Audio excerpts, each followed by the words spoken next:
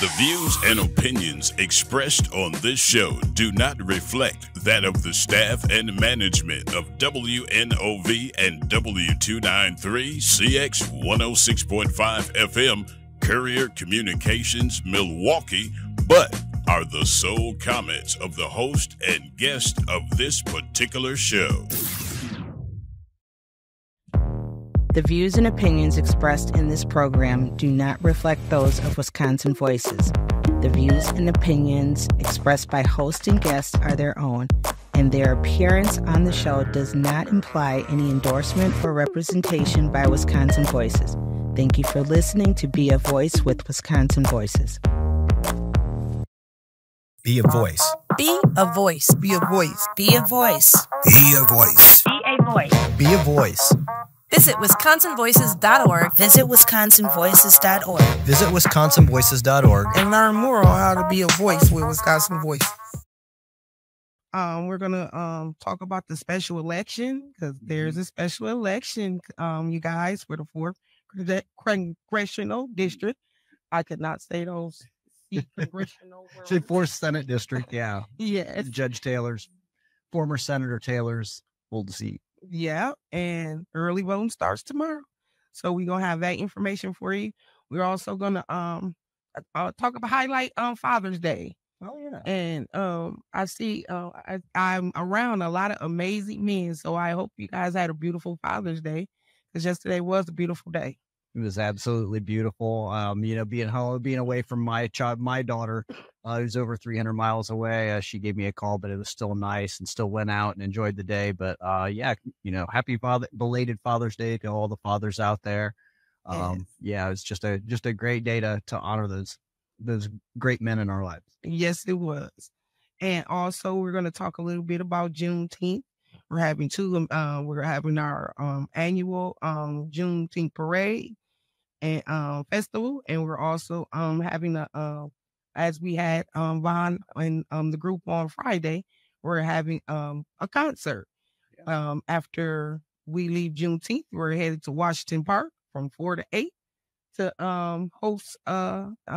help host a concert for our community. And this is all hands on deck for Wisconsin Voices and for our whole team. I mean, everybody comes out, everybody pitches in and helps support and marches in the parade. So it's a really, really big day for us at Wisconsin Voices. Yes, it is. It is. Racine had their annual 3rd year in a row parade Saturday. Unfortunately, I was sick, so I wasn't able to go. But they said it was a great turnout and they had a really good time. So that was great as well. Today we got the route that the route for the parade for Juneteenth. But I was riding down MLK the other day and they have everything closed off right there. So I wonder how hectic, because usually our Juneteenth we have 8-block radius all the way around where cars be parked everywhere. It really be hectic on parking. So people even open up their yards and charge a little fee for people to park. I wonder how it's going to be this year because Locust is closed off due to construction.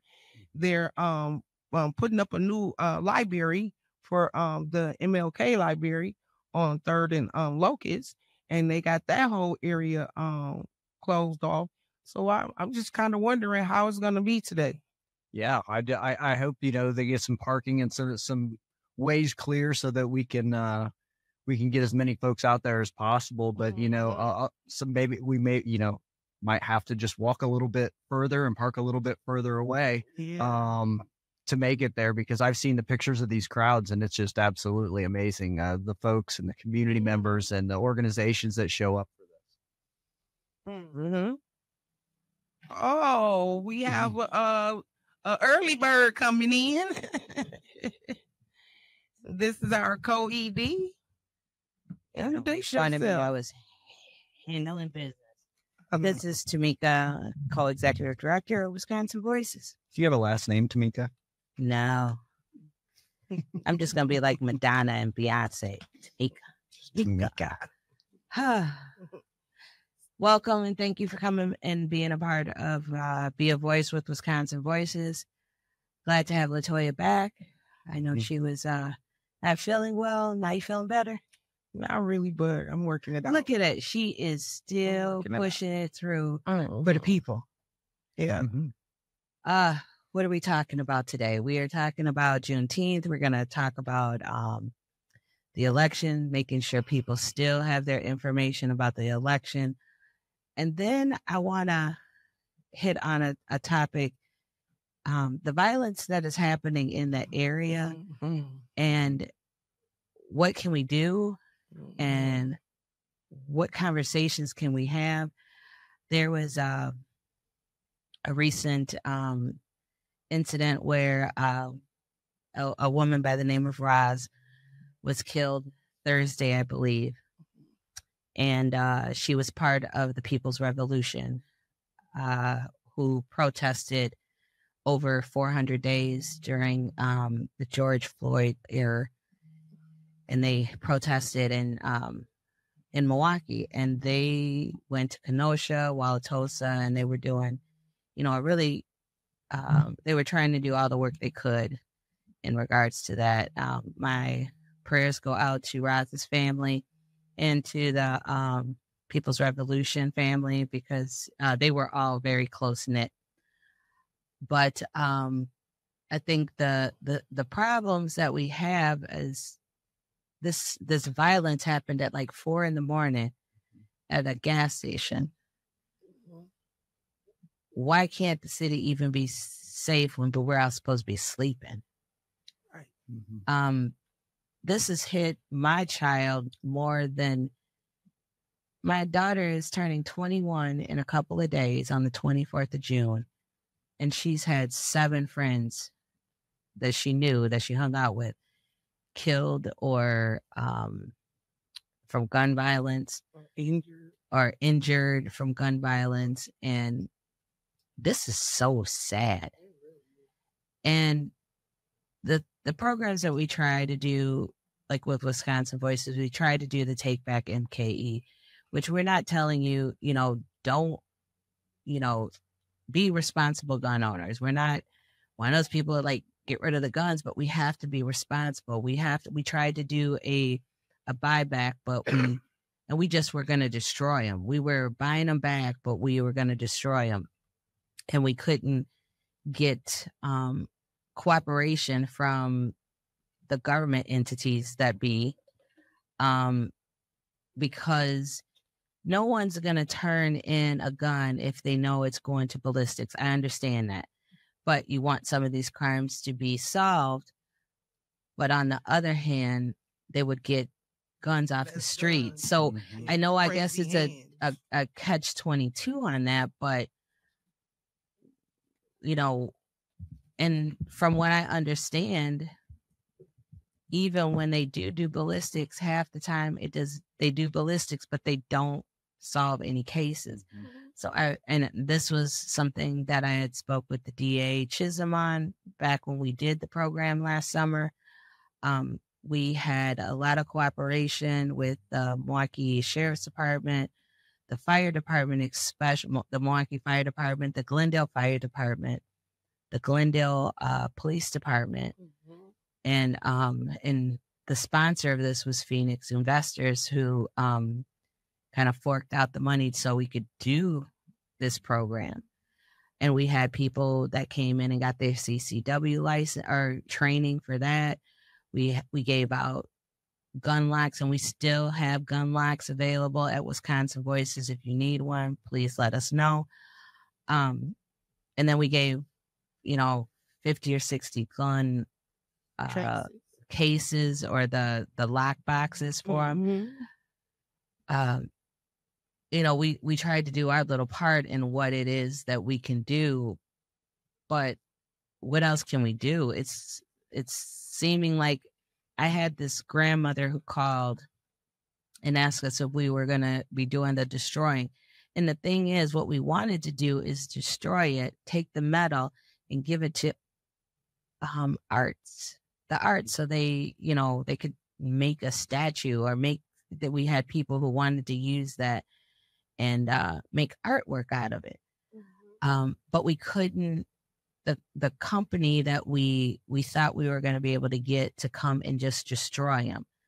And even my police department said, we won't be involved with the collection of the guns, because if we are involved with the collections of the guns, then by law they have to send them to ballistic. But what we will do is we will help you if there's a big traffic. We will help you navigate traffic. They, do everything they could besides take possession of it. And then we had started, and I think back then Senator Taylor we had talked to the mayor, or not the mayor, the governor, and we were trying to get help from the National Guard, and they were willing to do it. But somehow, some way, I don't know what happened, but the company all of a sudden said, we can't do it that way. And I don't know who got to them or what got to them. I know the city of Milwaukee, that's why we did it in Glendale, because city of Milwaukee wanted to bring them through, and that's their choice, but they wanted to bring them through ballistics. But you're not going to get them off the street. It's too readily available, and that is the issue. I mean, I heard stories from kids that say, I could get a gun tomorrow if I wanted to. What is this about? And this is not about your right to bear arms. It's just sensible gun legislation and knowing who has a gun and who doesn't. And it really is starting. It's just getting hot. It's getting ready. It's hot now. Everybody hot. You can see what people got on to know that it's hot outside. But these are lives, literally lives that are at stake. And it's not these, and some of the things people say, it's these young people. No, the average age is, I think what I heard was 28 to 32. So they're not these young, young people. They're actually grown, I was going to say a cuss word, but grown men and women who are involved in this. You should, I talked to one young lady and she says she carries a gun on the bus. I was like, but most of the time, hon, when you own a gun, you're quicker to pull that gun out than have an argument when you have a gun. And she kind of had a point when she said, but it's either me or them. So what do you do now? What do you, you can't argue that point. But on the other hand, how do we stop it? Right. How did it get to this point where it's just so cruelly violent and senseless and easy enough to pull a trigger for some of it? What happened to a good old fashioned fight? Right. Yeah. Right. If you go fist fight and then you know what? It turns out you lose some, you win some, but you're not dead. And I'm not condoning fighting either, but it's like over a parking space, people are losing their lives. You rolled your eyes at me the wrong way. What is your attitude? People don't understand. Everybody has struggles. And sometimes people have resting face that they might look mean, but they're just thinking about something else, a struggle that's going on in their life. And then all of a sudden somebody like, what you looking at? They weren't even thinking about them. And all of a sudden that triggers something. And it has nothing to do with it. But then now they're in a fight. And then here comes a gun, boom, somebody's dead over something that did not even mean to be, wasn't even a issue. And these kids, that's got a lot of kids. That's about what I was going to say, Toya. Exactly, with the kids. I think just this week we had a 6 and a 9-year-old that were shot this week in gun violence. So it's the innocence, I think, when you talk about the kids, being hit by these stray bullets or whatever the situation is, finding their family members' guns. They're innocent in this whole thing, and they're the ones that become victims. Mm-hmm. Yeah. I don't know. It breaks my heart. What can we do? I remember when I lived off of 45th and Capitol, We used to have my husband and I used to have all these kids who wanted to hang out at our house, even though my daughter was like 2. She didn't have that many friends, but we were like kind of the neighborhood place where all the kids would come and sit in front of our house. I don't know how many times we fed a bunch of the kids. Like, we ended up buying, there's only myself, my husband, and my daughter, and she was, 3, 4, 5. You don't have to make a big pot of spaghetti, but we ended up doing it. And all of a sudden, we coming over, we eat. And we knew some of these kids didn't have food. So we ended up feeding it even when we weren't exactly in the right spot. So I just We got away from all that. we got a what?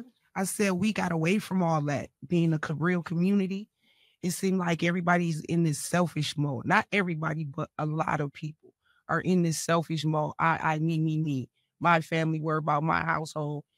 It's not even neighborly anymore. Like, Where do I have to go? I'm speeding, so I have to get somewhere. I'm more important. Why do I have to wait for a light to change? Why do I have to, park in a particular parking spot when I want to do it, whatever I want to do? It is kind of a me, I thing. And at the end of the day, we're only hurting ourselves. We're only hurting ourselves. And I'm saying I because my heart breaks, and I'm not really scared. For some reason, I'm not scared to walk. I should be, but I'm not scared to walk in any place or drive anywhere in the city. Just that's not how I'm built.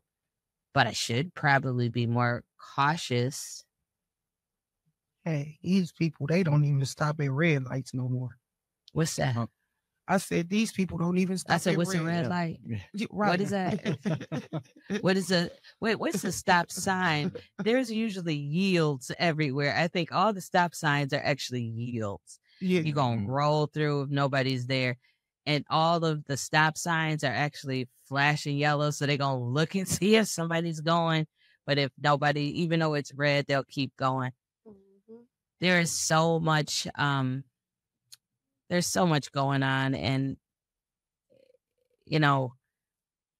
what can we do? I mean, we only can do stuff one day at a time, one step at a time.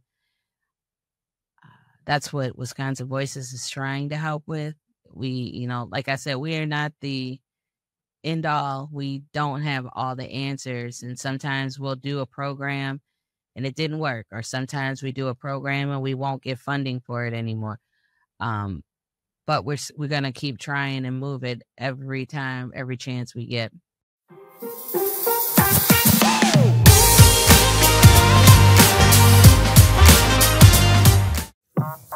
Catch Wisconsin Voices via Voice Radio every Monday, Tuesday, and Friday at 11 a.m. as we focus on community partnerships, voter education, and long-term collective impact for all Wisconsinites. You're listening to Wisconsin Voices via Voice Radio. Follow us at BAWI Voice and learn more at wisconsinvoices.org. Wisconsin Voices 3 pillars: protecting democracy, teaching advocacy, building community.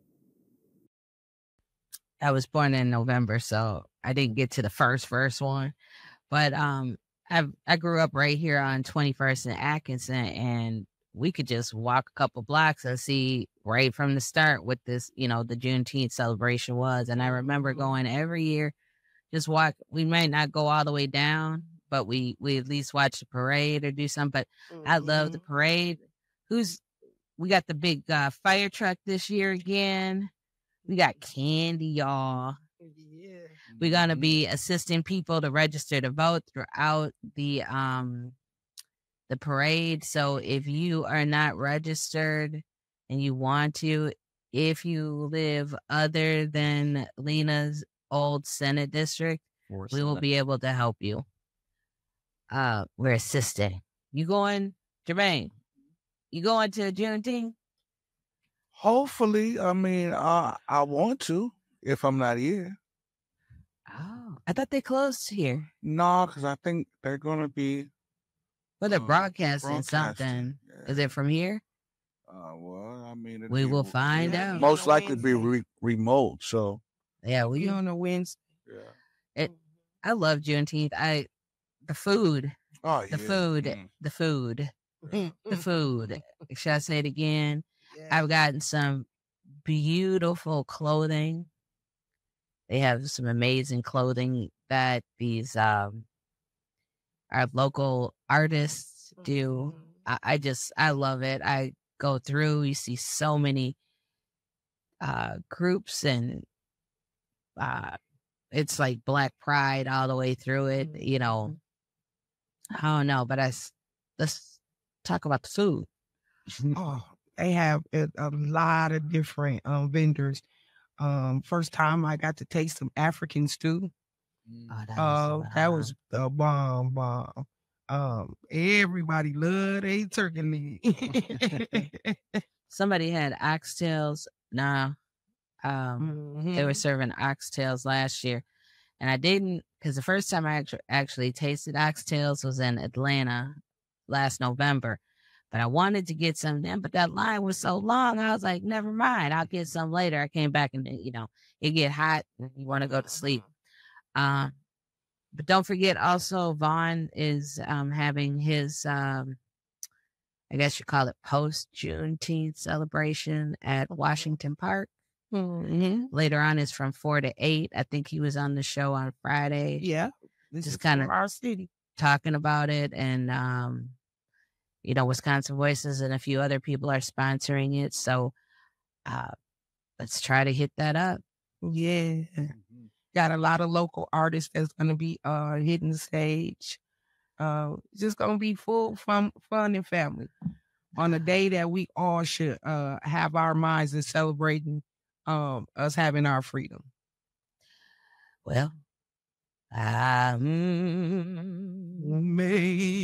Oh wait, this is celebration. Then I think Senator Taylor is having Judge Taylor is having her vestiture at the Juneteenth celebration as well, where it's just a celebration of her getting sworn in, and this is the first time anyone's ever done like a public one like this. So she's bringing the community into every step she makes. It seems like she wants to involve the community. What else is going on? I was saying when you go through there now, it's so much construction. I wonder how we gonna do this parade this year.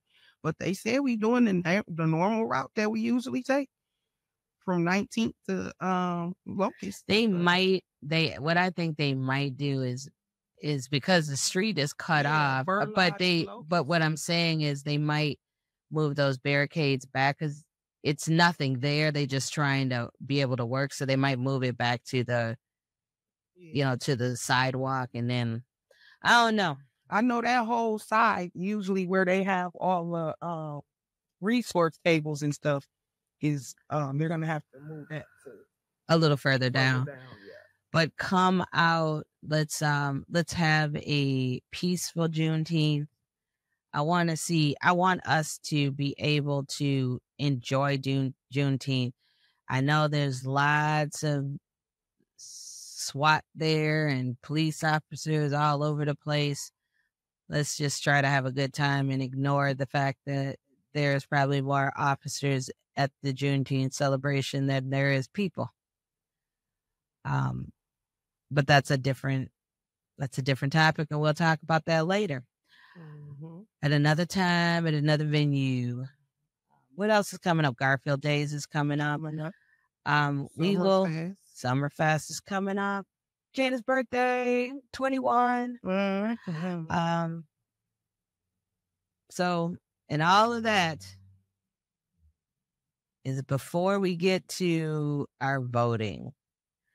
Voting for State Senate District 4.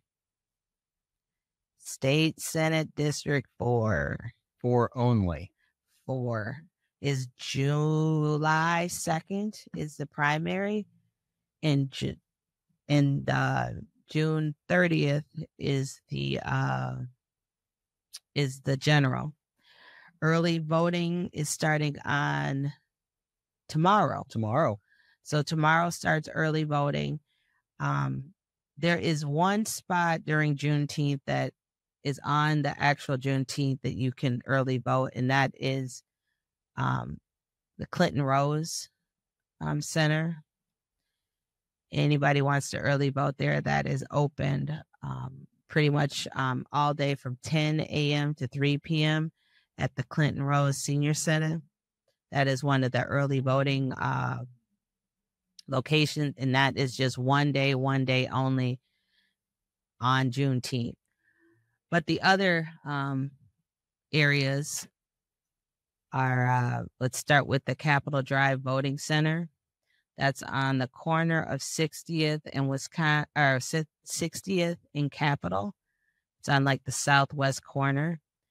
Starting tomorrow, which is the 18th, they're open from 9 a.m. to 5 p.m. during the week, 10 a.m.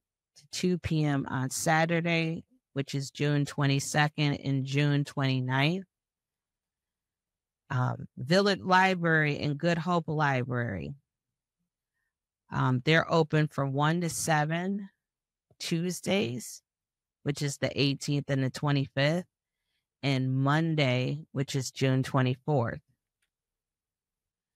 And then on Wednesday, Thursday, and Fridays, they're open from 11 a.m. to 5 p.m. on Wednesday, Thursday, Friday. And then Saturday, the 22nd and 29th, which are the next two Saturdays, they're open from 10 a.m. to 4 p.m. And then other municipalities who are in that, which is Whitefish Bay, Wauwatosa, Shorewood, Glendale, and parts of Brown Deer, call your local clerk's office to see what time early voting is in your area. Oh, this is going to be something else. Hopefully we can get these two candidates on this week or next week. It's coming fast. It is, because it's only a couple, what is that, 2 weeks? Yeah, just a couple weeks. And yeah, then we'll be moving on after that, I think, to the... After we get through July, and then we'll start talking about August. Then we'll do the August, but we're going to start having people come in, both for the primary in July, and the general in July, and also for the primary in August. Ooh, we got a lot to do, a lot of stuff. I'm tired. I'm almost tired. I'm about to take a nap. And it's hot. Mm-hmm. It's hot. I hope these people have some act right. Can you buy that at the store? Oh. Where you buy act right at? Where's it at? You might find it on eBay somewhere. I don't know. Oh, eBay or Amazon? Yeah, Amazon sell everything. I hope they can sell some of that.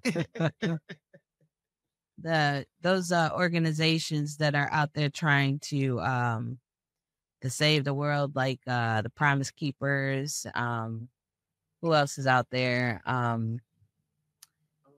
The Village Group. They're giving out shouts out to Brandon and his crew, and then there's helping the kids. What is that? The food pantry on the south side that they do, or they give out. They feed anybody who comes, and we'll get that information to you that needs food. I know Keon is doing a breakfast program at Atkinson Park. So all of this is summer started, everybody out of school. Did he just say he grown? He ain't grown yet. I'm 45 and I don't feel grown yet. He talking about he grown. He over here talking about laying back. Ain't this the same one that wore a sweatshirt when it was 80 degrees outside? Mm-hmm. At least he brought a t-shirt this time. He was hot. I think Michelle ate you up that day. I love Michelle Bryan. She tore him up. It was nice. It was fun. Okay, 414-444-5250. If you have any questions, concern, comments, and especially if you do not understand anything about the special election, please give us a call. We'll try to explain it. Just really trying to make sure that people know the information so they can go out and register to vote. Well, What else we got? It's quiet. I want to hear from the community on ways that we can prevent all violence. I think have you ever noticed that there's all these committees, how to stop the violence? We got marches, we got all this. And I think sometimes they just sick of telling all the stuff they can do and then no one ever implementing it. I'm just puzzled over this. My question is, where is the summer programs? Like, there used to be, back in the days, I remember, used to be programs that the kids can go to, that they had basketball. They had, they was even teaching curriculum. But it was a summer program from like 9 until like 4 or something, 9 until 5 or something, that you can enroll your kids and your teenagers in. Which summer camp? It was like the day camps. Yeah, which kept them and us active to the point that some of the stuff that these kids have right available to them, they won't have access to them because they'll be in camp. They'll be doing something else. They'll be swimming. They'll be, teaching them swimming, volleyball. How to interact with I mean, they had stuff like we was playing tennis. I mean, we was playing tennis and volleyball and all type of stuff that we was playing, but it was like it would start at 9 o'clock and we would get out like 3, 4 o'clock in the evening. Supposedly, funding dried up. Supposedly, the places that they have open, there's still some places. I think Northcott does some programming in the summer. I think Routing Rebels do some programming in the summer. But this was all, I remember this was through MPS or some agency. Do you remember, what is it, Janetta Robinson? Yeah, I remember, I think it was on 3rd Street, CYD. Yep, all those places had these programs. But I don't know if you can, but they all shut down or they have, the cost is too much sometimes for some of these parents. Where is the funding for this type of stuff? Where's the funding? Like, some type of stipend, some type of something, grant or something that even the state can give to the city, to help out. Because it's a lot of buildings, like, for instance, that Walmart that's in Midtown. I mean, you can turn that into like a kid zone. But you have to understand, those are not owned by the city. Yeah, but those landlords, if they don't want if they want to let them sit, they will let them sit. Yeah. And it's nothing you can do about it. Yeah. Some of these schools, they're on, if I'm not mistaken, and correct me if I'm wrong, but I think the schools that are closed, they have to stay closed for a certain amount of years. And then they can be sold off or whatever. But, and those are the city though. Like, what kind of sense does that make? I just remember hearing that. I know that the MPS schools that are closed are owned by the city, leased to MPS, but MPS has control of them, but they can't, from what I understand. And please, anybody who wants to correct me if I'm wrong, but, and then the control of them are at MPS. So it's just, we could be doing a lot, but who's going to put that investment in there also? But that's the thing. We gotta show our kids that we care about them. We gotta invest in. That's it. I mean, we talk about the funding for our public schools. We talk about programs that have went away. We talk about funding for things for youth. It just seems like the investment's not there. Yeah. The folks at the top don't want to invest in our youth, and they don't want to invest in our future. But this is our future. This is the future of our community. These are our future community leaders. These are our future CEOs. This is our future, and we need to support it and embrace it. And it's kind of funny how it's almost like they want the money to stop crime, but they don't want to kind of detour, people from doing the crimes. See, I'm gonna tell you something that was told to me from law enforcement. We was having a conversation, and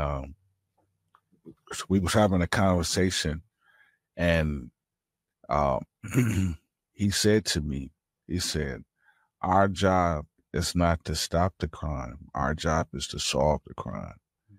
And that stuck with me because I'm like, well, it's almost too late then when you get that.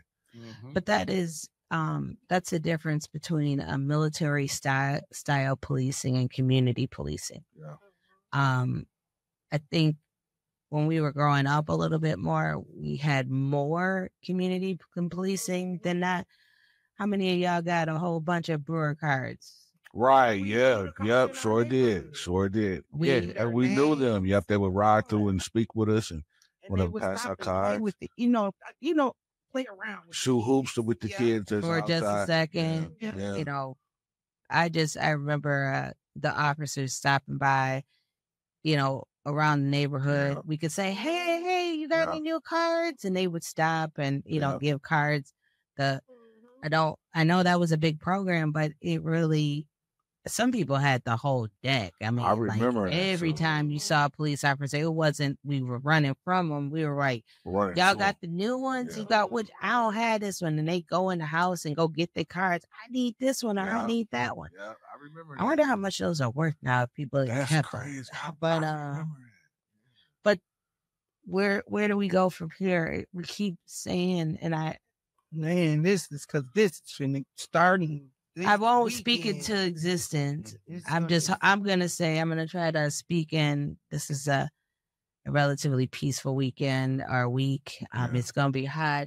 Hopefully people just, settle down, chill, enjoy the weather. Cause we've been cooped up, for a while. Cause, it's just starting to get a little hot and our winters and falls are very long, very long. Yeah.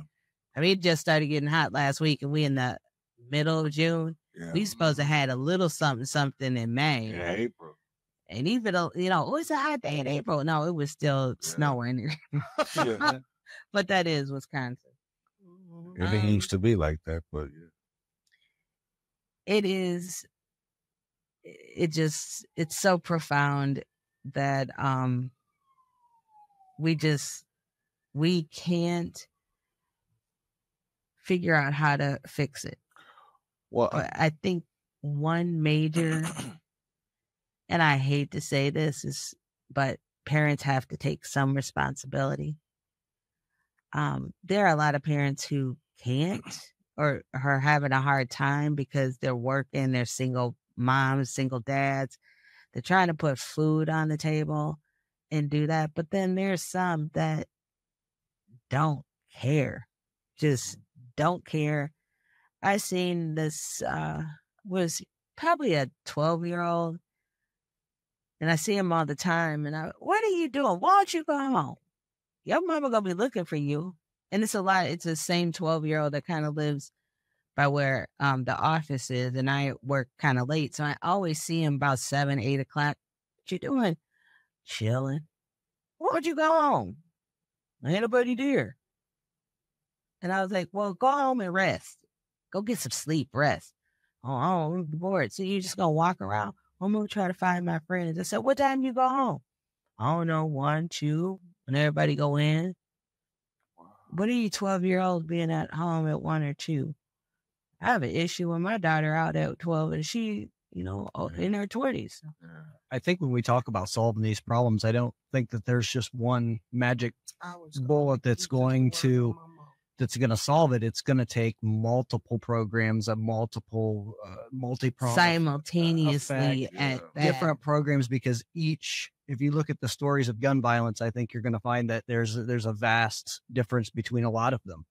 Some are the result of drug abuse or drug activity. Some of it's a result of mental health issues. Some of it's the result of, just being out in the streets. But, so it's going to take different approaches to solve the problem. There's just not one solid answer. Because if you really want to break it down, you can go to the single family. Back in the days where we were younger, our households were more of a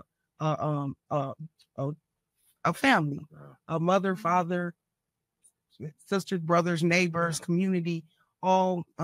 You can walk down the street and cuss and do the stuff you're doing because Miss Jones gonna get your butt. Miss Jones gonna take you to your mama. Yeah. It was just like that community atmosphere. Yeah. The police were community. Nowadays, like I said a little while ago when we were talking, it's like selfish. It's like I, me. I'm just gonna worry about my household. I'm not gonna worry about nobody else. And I think we are giving our kids that mentality of just selfish. It's the same thing with the drivers, right? I mean, it's because it's a selfish attitude that I don't have to sit through this red light, but everyone else does. I don't have to follow the speed limits or the traffic laws, but everyone else does. So you feel like you're an exception to the rule somehow. So it's the same thing. I think it's the same thing that we're seeing when we see the violence in the streets it doesn't apply to me. It's like a none. And we went from caring about the community to just caring about ourselves. And we need to start caring about others and caring about the members in our community more, just like you said. And I think the world will be a better place. Because it's like you said, Joe, it's not going to take one fix, one Band-Aid. It's going to take a lot of different fixes on this problem, because one of the biggest things is single parenting. When a mom goes to work, she has no way to keep up with her children per se without paying for expensive child care services. So then that relies on them to have a brother or sister at home babysitting the kids that's practically the same age as them. So they're not being as responsible as an adult would be in that situation. And it's and you can't blame her for going out and trying to provide for her family. So it's like a domino effect of a lot of things. And that goes with single parent fathers. Because I see a lot of amazing men that have their children as single parents and trying to figure out, they ask me sometimes, like, can you keep them while I go to work and do this job real quick? It's just like, that's one part of the situation that I see when people say the kids and parents should take ownership. Then it's also with the way we handle things in front of children. We have that mentality of, I'm not going to let you, my pride kills it all. Pride kills it all. Even riding down the road, because I stopped myself from doing it. I used to do that, driving and somebody speed past you. And I'm just going, and when we get to the next light, I'm going to beat them. I got to go. I got to make sure I beat them. And, or you do the death look, like looking at them all. That kind of gets people annoyed. Mm-hmm.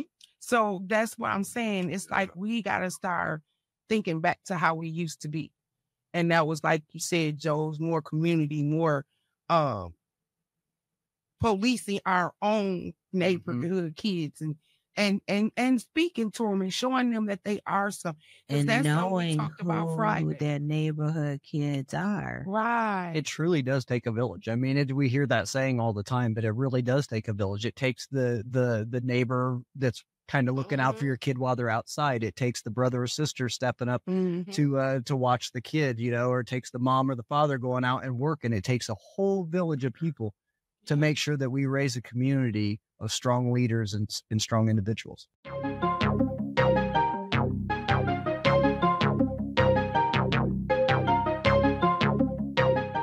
Please join Wisconsin Voices every Monday, Tuesday, and Friday. We will be focusing on community partnerships, voter education, and long-term collective impact for all Wisconsinites. You're listening to Wisconsin Voices Be a Voice Radio. Follow us at BAWI Voice and learn more at wisconsinvoices.org. The three pillars of Wisconsin Voices are protecting democracy, teaching advocacy, and building community. Learn more about Wisconsin Voices and our partners at wisconsinvoices.org. Stay up to date on our community events page and get involved by visiting our donation page. We have Sharing the Love Expo. We have Foundation for Freedom. We have a lot of partners. Keys to the Street. Yep. We have a lot of partners that is really trying to curb, especially our youth. We have a youth program that will be starting back up in the next couple of weeks. Fathers Making Progress is another organization. Had a great Father's Day event this Friday. We have a lot of partners that's really out here putting their selves out there, really trying to help curve and fill in those gaps. Believers for Change, I mean, they do everything. Shout out to Sly. Yep, shout out to Sly, because they step in, they do intake for people that's coming from prison, that they try to work with the youth so that they can prevent our youth from going to prison. They Believers for Sharing the Love. She Veronica, shout out to her as well. She is constantly involved with teaching and educating the youth on justice impact. Or Turner, Milwaukee Turners, they do an excellent job on teaching our young folks on knowing your rights, whether it's in school and at your household, any encounters with law enforcement. What are your rights and what is appropriate and what is not appropriate? And they have an amazing class that they teach in our youth program as well. Dominican Center, they have Our Money Youth, and they teach their youth how to clean up their community, how to be responsible. They have a program where they pay their youth in the summer for to work around the community and invest in their community, helping their elderly. They have a youth council. So we have a lot of partners out there that's really, really doing the work. That's really trying to put in that gap to really curve our youth. And so, like Mika was saying when she was here, it ain't just all so much the youth either. It's actually our age groups is showing them these behaviors. Monkey see, monkey do. Right. Remember that saying when we were younger? I mean, we're the examples. Yeah. We're the ones that they're looking up to. So if we're out here being knuckleheads and doing things like that, then they're just gonna repeat that behavior, and we're spreading it. And then we also, Kurt. So states kind of you have prepared that youth that's our age, like You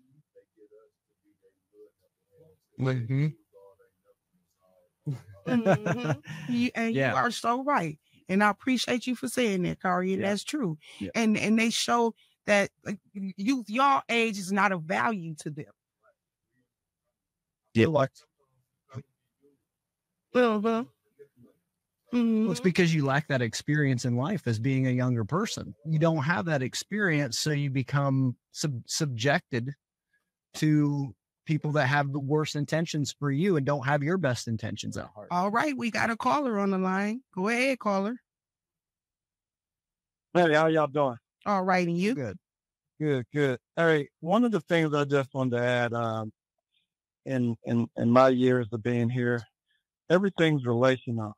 You know, an incident just happened in the neighborhood where I don't live, but I frequent, you know, and but just started speaking to them. You know what I mean? We don't that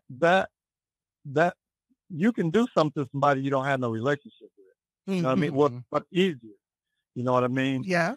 But I spoke to them, and the guys was hanging out. I was still sitting in the car, and the young man took his bottle that he was drinking, and he threw it across the street where I was going.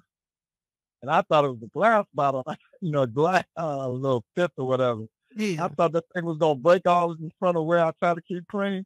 It was a plastic bottle, but he threw it. But I opened my door and I said, "Hey, bro, what's up with that, man? That's where we live." And they all were like, "Oh, my bad. I don't know what was going on," but he said he was just trying to prove a point. But that didn't blow up into something else because we've been thinking. Right. So you know what I mean? Right. And I appreciate, I love what everybody is doing, all these programs, but we really, it's hard for me to be scared of that which is me, and we just got to get back to where we're speaking and respecting, because that's what it is. I wholeheartedly agree with you on that. I wholeheartedly agree. That's the village, getting back to that. Yeah, that's it. Communicating with each other, So, yeah, that was just my comments. Thank you. Curbing it. Yep. Y'all keep going what y'all doing. Love the program.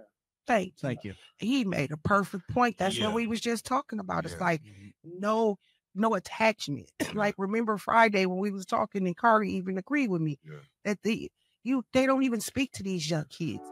It's like they're not there, and when you when you treat them like they aren't there or aren't worth anything, how do you think you're going to make them feel? I think it all comes back to love. We have to love again. We have to show that love, and we have to be kind and respect. Be kind and gentle. Love and respect goes a long way. And letting them know that they're there. And you can. I don't cross the street when I see a young man or a group of young men, young women. I walk directly to them. Hi, how y'all doing?